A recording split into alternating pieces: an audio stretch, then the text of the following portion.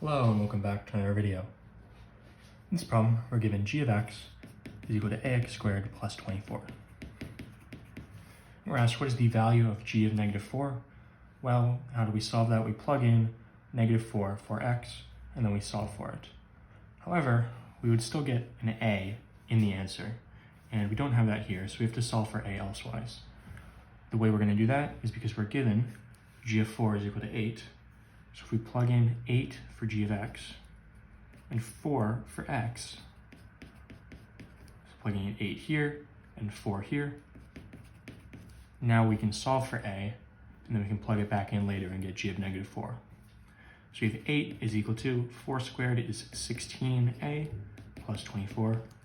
Subtracting 24 from both sides to get a alone, we get 8 minus 24 is negative 16 is equal to 16a. Divide by 16 so that we just have on this side a, with these 16s canceling out, as you go to negative 16 over 16 is negative 1. So a is negative 1, so therefore g of x is equal to ax squared plus 24 is negative 1x squared. So negative x squared plus 24. Now we want to find the value of g of negative 4. Now we really can just plug in negative 4 for x, get negative 4 squared plus 24.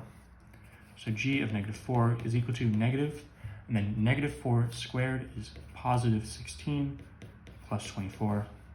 So therefore g of negative 4 is negative 16 plus 24 is the same as 24 minus 16, which is 8.